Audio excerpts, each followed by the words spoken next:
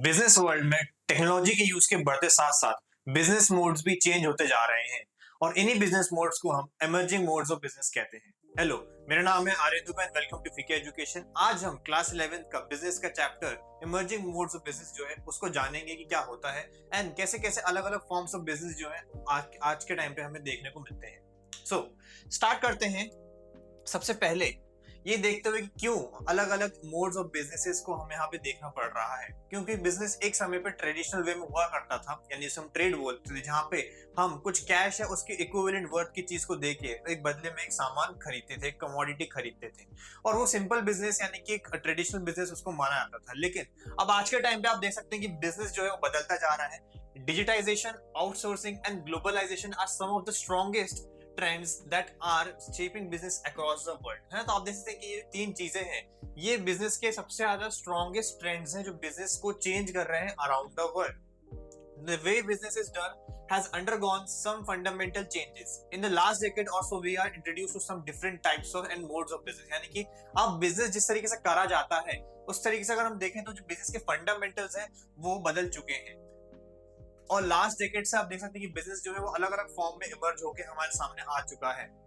Mode of business can be defined as the manner of conducting business, यानी कि जो mode of business है उसको हम डिफाइन कर सकते हैं किस मैनर में हम बिजनेस को कंडक्ट कर रहे हैं, राइट। यानी बिजनेस को हम कंडक्ट कैसे कर रहे हैं। आप बिजनेस करते हैं, अगर आप फॉर एग्जांपल आप किराने की दुकान चलाते हैं तो आप कह सकते हैं कि आप दुकान के माध्यम से जो है अपना बिजनेस कंडक्ट कर रहे हैं। तो इसी मोड को हम क्या बोलते हैं मोड का मतलब होता है किस तरीके से आप बिजनेस कर रहे हैं। जरूरी नहीं कि आपको फिजिकल एक दुकान की जरूरत हो, आप चाहें तो बिजनेस अपना ऑनलाइन भी कंडक्ट कर सकते हैं, है ना। तो आप देखें बिजनेस का जो मोड है वो सिर्फ एक नहीं है आज के टाइम पे, बल्कि वो काफी सारे हैं।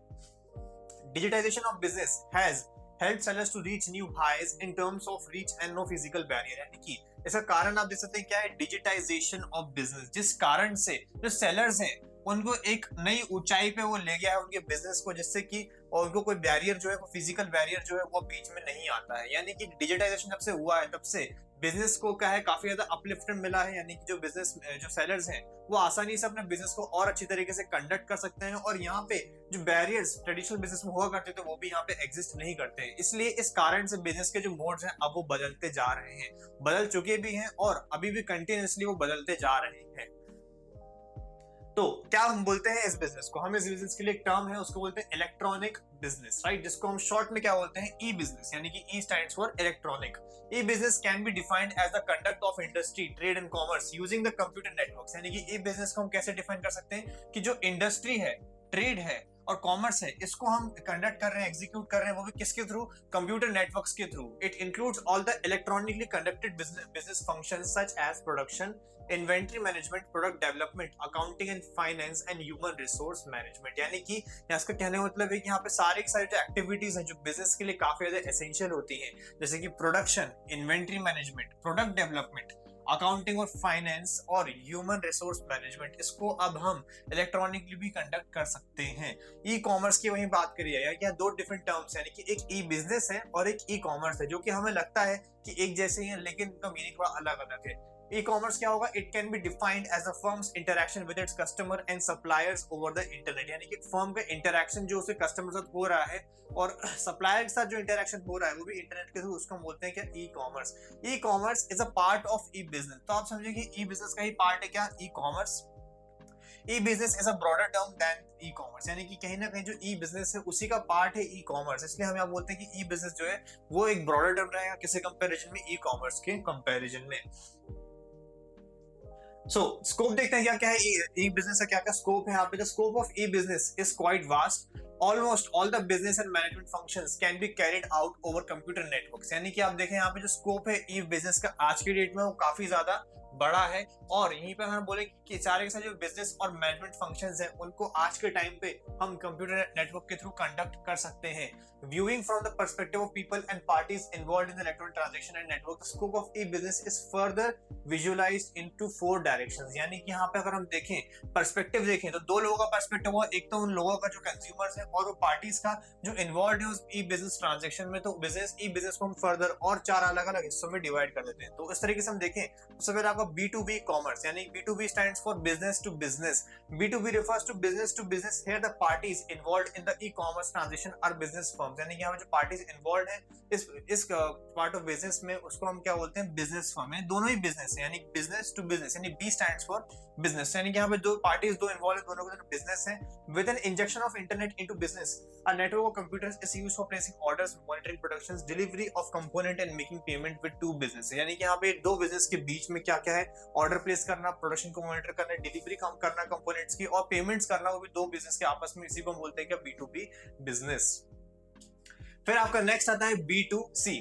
As the name implies, business commerce transaction have business firms at one end and the ends customer on the other end. यानी B2C stands for business to consumer, यानी customers है ना. तो यहाँ पे business to customer में क्या होता है, B2C commerce entails a wide range of activities including marketing, promotion and delivery of products. तो यहाँ पे क्या क्या एक्टिविटीज हमें देखने को मिलती है, जैसे कि मार्केटिंग, प्रमोशन और delivery of the products. Further the B2C variant of e commerce enables a business to be in touch with its customer on a clock basis. यानी कि आप देखें यहाँ पे जो बिजनेस है वो यहाँ पे इंटरैक्ट कर रहा है, यहाँ पे वो अपने बिजनेस को कंडक्ट कर रहा है किसके साथ, अपने कस्टमर्स के साथ, अपने कंज्यूमर्स के साथ.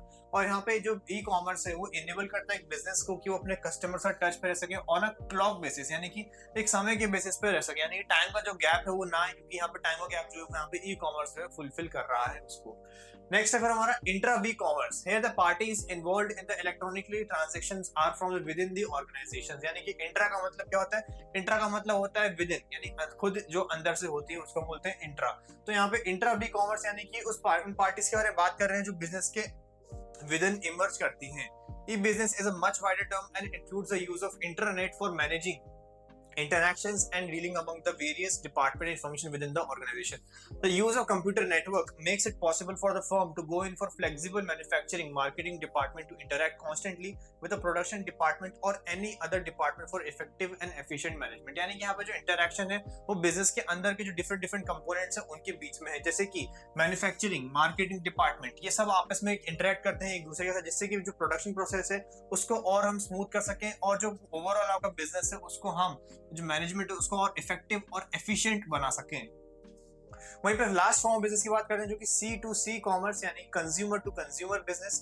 Consumer to consumer business originates from the consumer and the ultimate destination is also consumer. यानी कि यहाँ पे जो ओरिजिनेट होता है वो कंज्यूमर ही है और अल्टरनेट जो डेस्टिनेशन है वो भी कंज्यूमर ही है. When there is no established market mechanism for a product, the vast space of the internet allows the persons to globally search for potential buyers on their own. Additionally, e-commerce technology provides market system to secure such transaction. यानी कि जब कोई भी established market mechanism ना हो किसी product के लिए, है ना, आप कुछ प्रोडक्ट ढूंढ रहे हैं और उसको कोई फर्म सेल नहीं करती, कोई ऑर्गेनाइजेशन नहीं, उसे कोई इंडस्ट्री नहीं, कोई कंपनी नहीं है, तो यहाँ पे आप क्या करते हैं, आप खुद यहाँ पे उस प्रोडक्ट को सर्च पे खुद ब खुद निकल जाते हैं, और क्या पता शायद किसी के पास हो. वो जरूरी नहीं कि कोई बिजनेस ऑर्गेनाइजेशन हो, कोई वो इंडिविजुअल हो सकता है, कोई नॉर्मल इंसान हो सकता है, तो आप उससे भी वो ट्रेड जो है वो कर सकते हैं. इस केस में इसे फैसिलिटेट कौन करता है, इसे फैसिलिटेट करता है इंटरनेट, यानी ई कॉमर्स के थ्रू जो है आप यहाँ पे C2C जो बिजनेस है उसको कंडक्ट कर सकते हैं.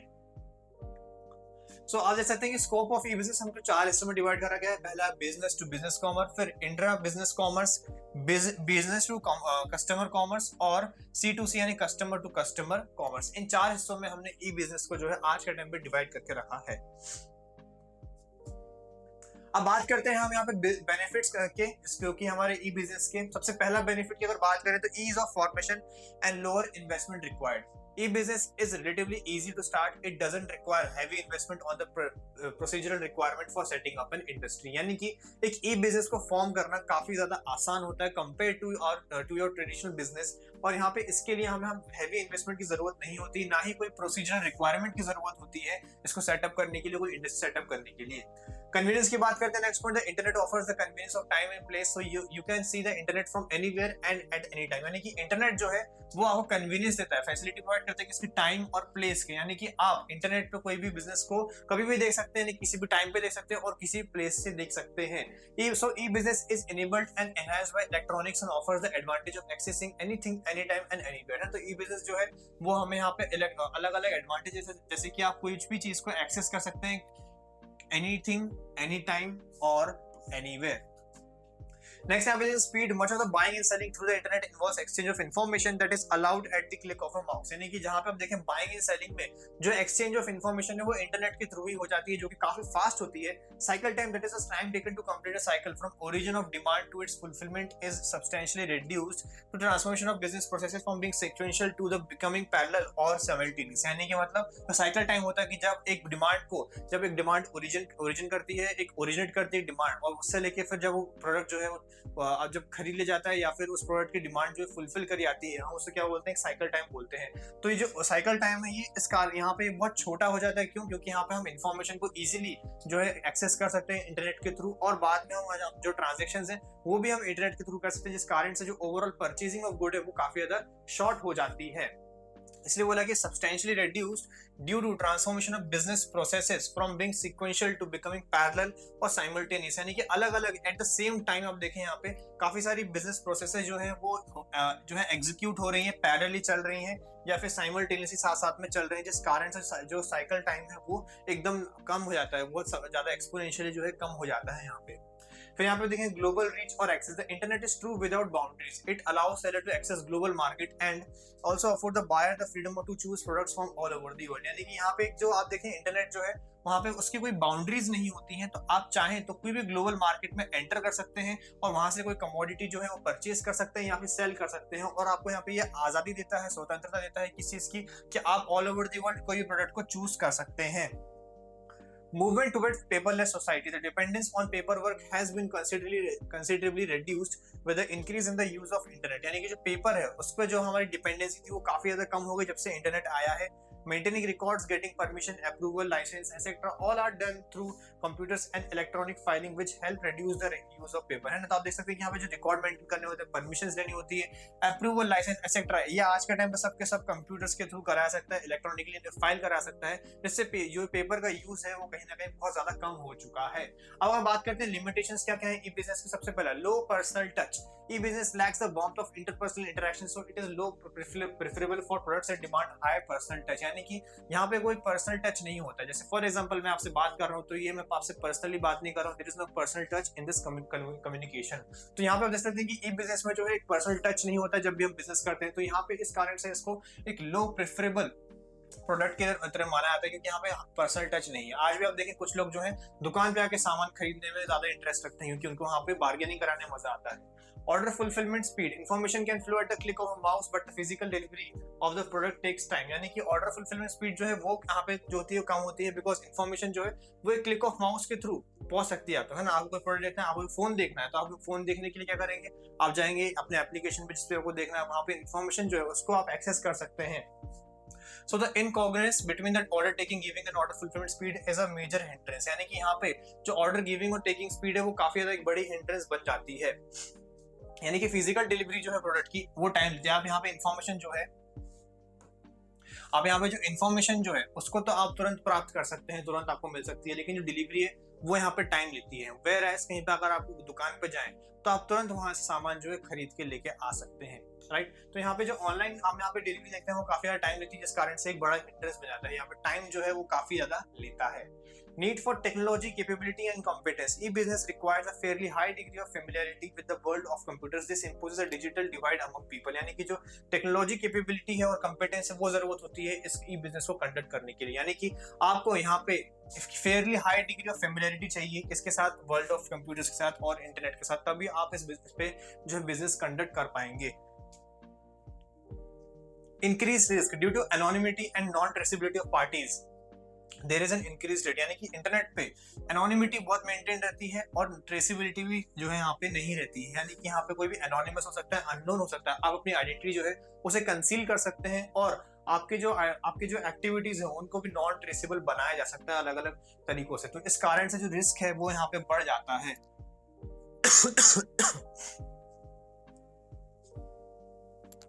People resistance. The process of adjustment to new technology and a new way of doing things causes stress and a sense of insecurity. People may resist anything new things. यानी कि यहाँ पे लोगों का भी जो है रेजिस्टेंस रहता है, क्योंकि अक्सर कोई भी चीज जब नई आती है तो लोग उसको रेजिस्ट करते ही करते हैं। लोगों को पुराने ढंग की जो है ज्यादा आदत रहती है। इस कारण से नई टेक्नोलॉजी के कारण और नए ढंग से तरीके करने के नए ढंग से जो बिजनेस है उसे करने के कारण लोगों को क्या है, कहीं ना कहीं स्ट्रेस हो सकता है और एक सेंस ऑफ इनसिक्योरिटी जो है वो आ सकती है। और यहाँ पे जो लोग हैं वो नई चीजों को एक्सेप्ट करने से रेजिस्ट कर सकते हैं।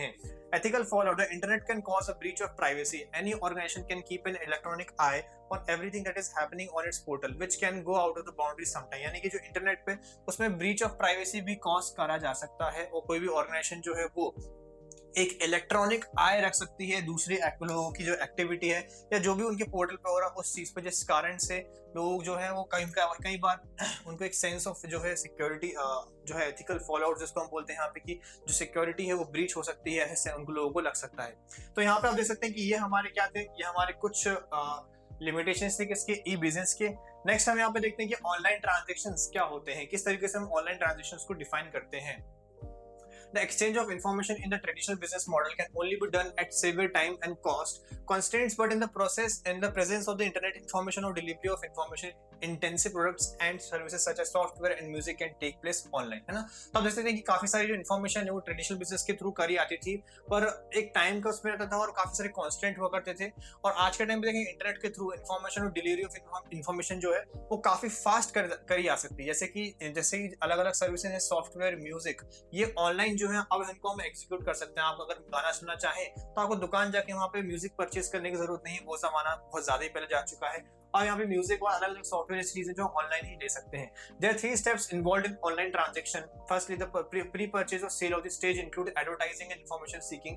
Secondly, the purchase sale of stage is comprised of steps such as price negotiation, the closing of purchase sale deal and payment. Thirdly, the delivery stage. तो आप देखें यहाँ पे हमने अलग अलग 3 स्टेजेस में ऑनलाइन ट्रांजेक्शन को डिवाइड करा है। सबसे पहला प्री परचेज या फिर प्री सेल वाला स्टेज होता है जहाँ पे एडवर्टाइजिंग होती है और इन्फॉर्मेशन को जो है सीक कराया जाता है। यानी कि एडवर्टाइजिंग मतलब कि इन्फॉर्मेशन को स्प्रेड कराया जाता है उसे कंज्यूमर तक, और इन्फॉर्मेशन जो कंज्यूमर है सीक करता है।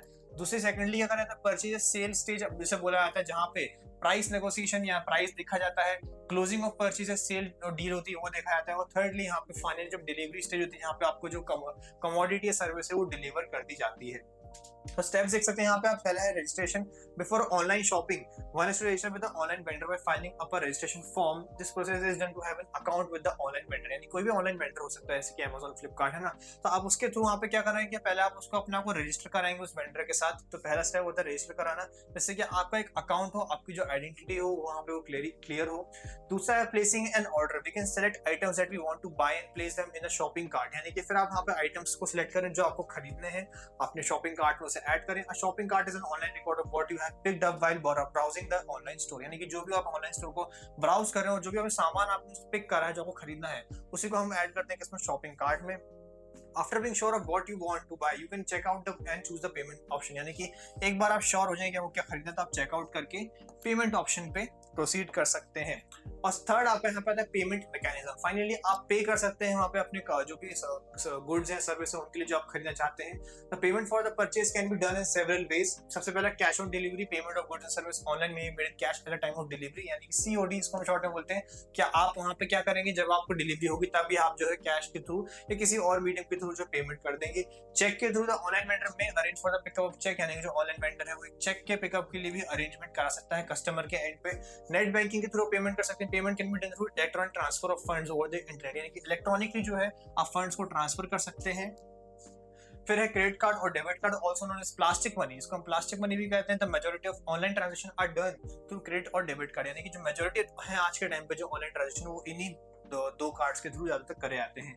और last type digital cash, it is a form of electronic currency that exist in cyber space. This type of currency has no physical property but offers to use real currency in electronic format. आज के time पे काफी चल रहा है digital cash, जहाँ पे एक साइबर स्पेस में ये कैश है वहीं पे सिर्फ एग्जिस्ट करता है, और इस टाइप की करेंसी की जो है कोई फिजिकल प्रॉपर्टी जो है वो नहीं होती है, लेकिन रियल लाइफ करेंसी जो है, रियल करेंसी जो है उसके लिए ये उसको ऑफर करती है इलेक्ट्रॉनिक फॉर्मेट के थ्रू। अब बात करते हैं security and safety of e transactions, यानी ई बिजनेस रिस्क की।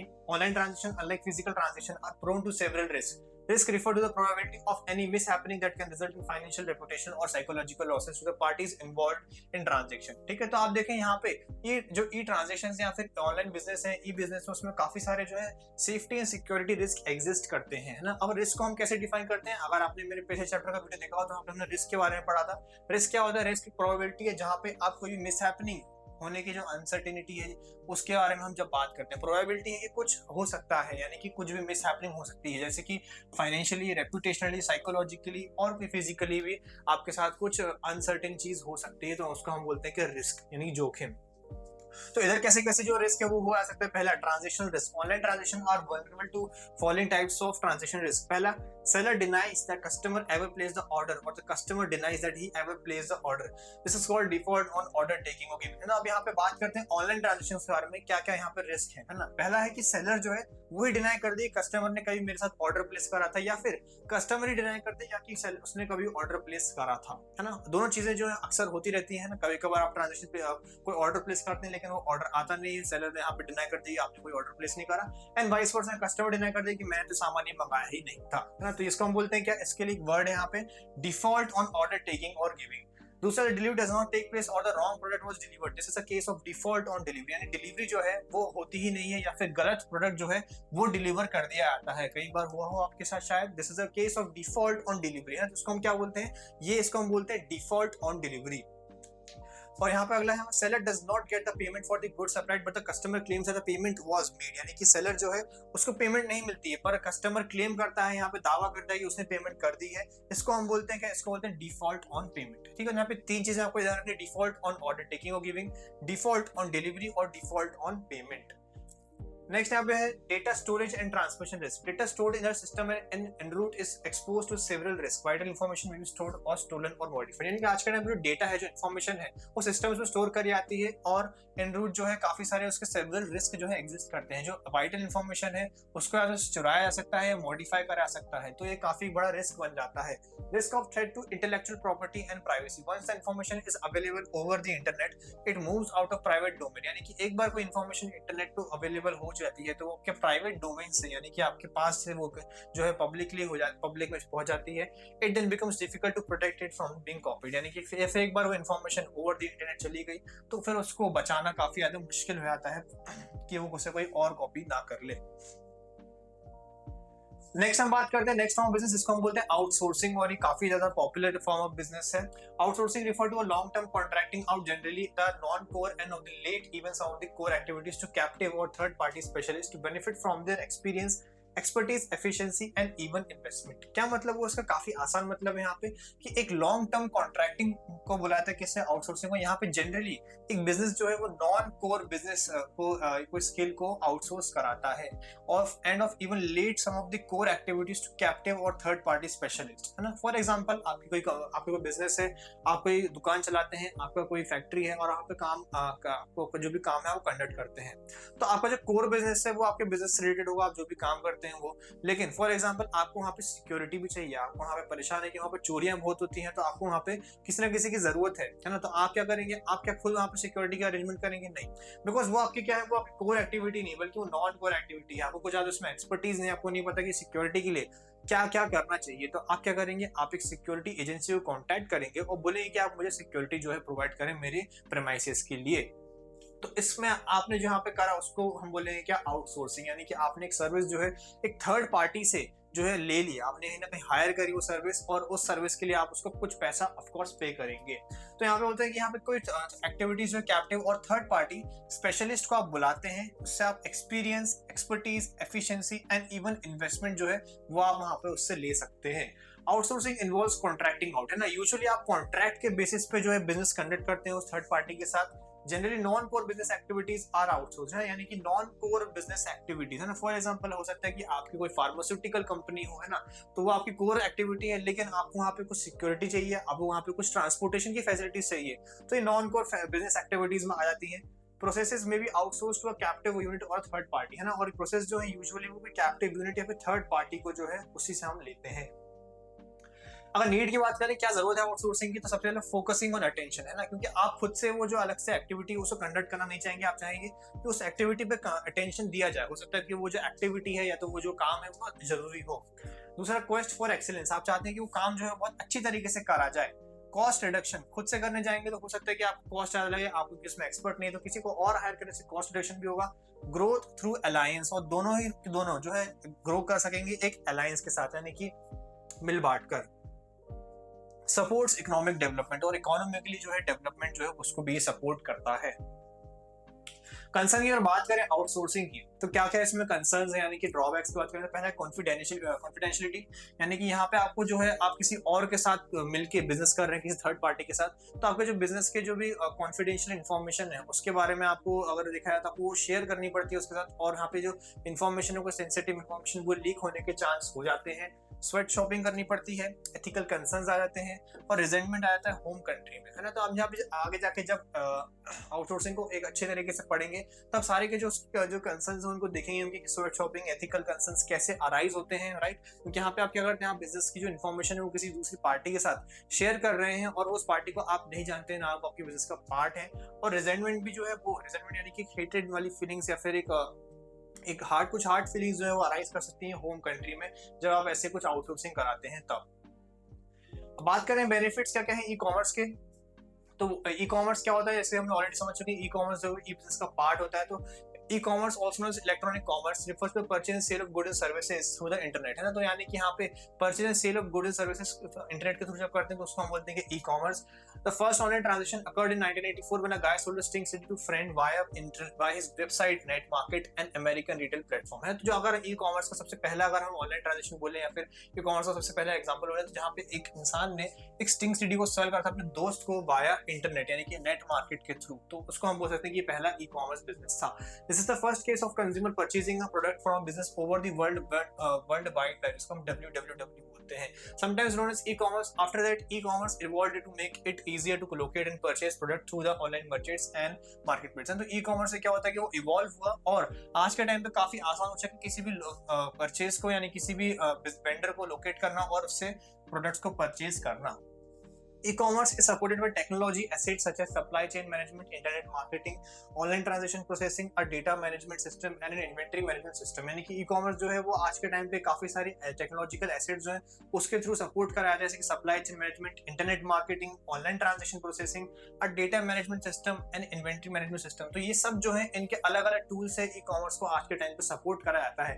Not only that, even live chats, chatbots and voice assistant all are empowered into e-commerce, है ना। यानी कि यहाँ तो सिर्फ ये नहीं बल्कि इसके अलावा आप देख सकते हैं कि आज के टाइम पे लाइव चैट्स भी हैं, है ना। आप कहीं से कोई वेंडर से कोई ऑनलाइन वेंडर से परचेस करते हैं तो लाइव चैट्स, चैटबॉट्स और वॉइस असिस्टेंट जो है आपको वहां पे देखने को मिलती है। E-commerce is defined as the execution of business on an online platform using digital devices such as mobile phone, computers, tablets and the internet. यानी कि बिजनेस को कंडक्ट कराया रहा है ऑनलाइन प्लेटफॉर्म पे जैसे कि आज से मोबाइल फोन, कंप्यूटर्स और टैबलेट्स, इंटरनेट एक्सेट्रा। बेनिफिट्स की बात करें क्या क्या बेनिफिट्स हैं ई कॉमर्स के, तो it gives a competitive advantage over competitors, यानी कि जो कॉम्पिटिटर्स हैं उनके ऊपर एक कॉम्पिटिटिव एडवांटेज जो है वो प्रोवाइड करता है। It helps business organisation by gradually declining the cost of production, यानी कि यहाँ पे जो कॉस्ट ऑफ ऑपरेशंस है वो काफी कम आते हैं ई कॉमर्स में। It also expands the marketplace to national and international level, यानी कि यहाँ पे जो मार्केट प्लेस है आपका वो नेशनल और इंटरनेशनल लेवल्स पे जो है एक्सपैंड हो जाता है। It also facilitates full supply chain management. Pull strategy means following a just in time inventory management technique under which the organization enters into the product into supply chain only when the customer demand justifies it, यानी कि आप एक full supply chain management में enter करते हैं, यानी कि जब आपके कस्टमर ने उस कमोडिटी को डिमांड करा हो तभी आप उस मार्केट में एंटर करते हैं। और ये पॉसिबल कैसे है? ये पॉसिबल है सिर्फ ई कॉमर्स के through. Because of E commerce small and big firms को एग्जिस्ट इन द मार्केट, यानी कि ई कॉमर्स के कारण ही स्मॉल और बिग फर्म्स जो है आज के टाइम पे को एग्जिस्ट करती हैं, साथ साथ में एक ही मार्केट में एग्जिस्ट करती हैं। It also enables proper time management and supports business process, यानी कि यहाँ पे जो प्रॉपर टाइम मैनेजमेंट है और अलग अलग बिजनेस प्रोसेस है उनको भी ये सपोर्ट करता है। हम बात करते हैं ई कॉमर्स के बेनिफिट जो है वो कस्टमर और सोसाइटी को कैसे मिले हैं। तो पहला, it brings flexibility to customer, यानी कस्टमर्स के पास अब जो है वाइड रेंज ऑफ ऑप्शंस जो है वो एग्जिस्ट करते हैं। E commerce also facilitates E option and E tenders, यानी कि आप जो ऑप्शंस हैं अब वो इलेक्ट्रॉनिकली और टेंडर्स जो है इलेक्ट्रॉनिकली जो है वहाँ पे उनको देख सकते हैं, एक्सेस कर सकते हैं। It helps customer by providing them with competitive prices and discount। यानी कस्टमर्स को यहाँ पे जो competitive prices हैं और डिस्काउंट जो है उसके साथ हेल्प करता है। It provides quick and timely delivery to customer, यानी कि यहाँ पे कस्टमर को क्विक एंड टाइमली डिलीवरी जो है वो ई कॉमर्स फैसिलिटेट करता है। It provides customer with more option, choice and customised product, यानी कि आज के टाइम पे देखें ई कॉमर्स के थ्रू ज्यादा ऑप्शंस भी हैं, चॉइसेस भी हैं और कस्टमाइज्ड प्रोडक्ट्स भी अवेलेबल हैं। It also brings employment potential to a society, यानी ये कहीं ना ई कॉमर्स जो है वो एक एम्प्लॉयमेंट पोटेंशियल भी लाया है सोसाइटी में। Through e commerce business can interact with their customers, यानी कि जो ई कॉमर्स है उस वहाँ पे बिजनेस जो है अपने कस्टमर्स का डायरेक्टली इंटरेक्ट कर सकता है। Ultimately it gives wider outreach, यानी कि अल्टीमेटली अगर बात करें तो ये वाइडर आउटरीच है किसके लिए, कस्टमर्स के लिए। कस्टमर्स का सब ज्यादा ऑप्शन है, कस्टमर्स का बड़ा उसका बड़ा मार्केट है, वाइड रेंज प्रोडक्ट्स हैं, कंपेटिटिव प्राइस है और डिस्काउंट्स के ऑप्शंस हैं एंड एसेट्रा। तो इसका किसी का ई कॉमर्स के बेनिफिट्स यहाँ पे कस्टमर और सोसाइटी को एज अ होल मिलते हैं। तो आप देख सकते हैं यहाँ पे दोनों बेनिफिट है, बिजनेस ऑर्गेनाइजेशन को और कंज्यूमर सोसाइटी को। बिजनेस के बारे में बात करें तो कॉम्पिटेटिव एडवांटेज मिलता है उसे कंप्यूटर के ऊपर। Gradual decline cost of operation, यानी कि जो उनका ऑपरेशन का जो कॉस्ट है वो कम होता है। एक्सपेंड का उनको मार्केट प्लेस जो एक्सपेंड होता है नेशनल और इंटरनेशनली। उनकी जो पुल सप्लाई चेन मैनेजमेंट है, क्या मतलब होता है पुल सप्लाई चेन मैनेजमेंट का, यानी कि जब कस्टमर एक कमोडिटी को डिमांड करे तभी उसको अवेलेबल कराना, तभी उस मार्केट में एंटर करना और एग्जिस्ट करने में हेल्प करता है। ई कॉमर्स स्मॉल और बिग फर्म्स को प्रॉपर टाइम मैनेजमेंट में सपोर्ट करता है। वहीं बात करें अगर यहाँ पे benefits to consumer and society, तो फ्लेक्सिबिलिटी प्रोवाइड करता है कंज्यूमर्स को, ई ऑक्शन और ई टेंडर जैसी फैसिलिटी प्रोवाइड करता है, कॉम्पिटिटिव प्राइसेस और डिस्काउंट्स देता है, quick and timely delivery of commodities देता है, मोर ऑप्शंस देता है, चॉइसेस देता है, कस्टमाइज्ड प्रोडक्ट्स देता है, एक एम्प्लॉयमेंट पोटेंशियल लाता है सोसाइटी के लिए और इंटरैक्शन इनेबल करता है कंज्यूमर्स के साथ। ओवरऑल जो है कंज्यूमर्स को एक वाइडर आउटरीच देता है ट्रेडिशनल बिजनेस के कंपैरिजन में। इमर्जिंग मोड्स ऑफ बिजनेस ने ट्रेडिशनल बिजनेस को एक नया और मॉडर्न आउटलुक दे दिया है, जिससे दोनों कस्टमर और सोसाइटी को एक नई अपॉर्चुनिटीज प्रोवाइड करी जा रही है। अगर आपको ये वीडियो अच्छा लगा हो तो आप इस वीडियो को लाइक शेयर सब्सक्राइब करना ना भूलें और मेरे ऐसी और वीडियोस को देखने के लिए आज ही डाउनलोड करें फ्यूके एजुकेशन ऐप। Thank you.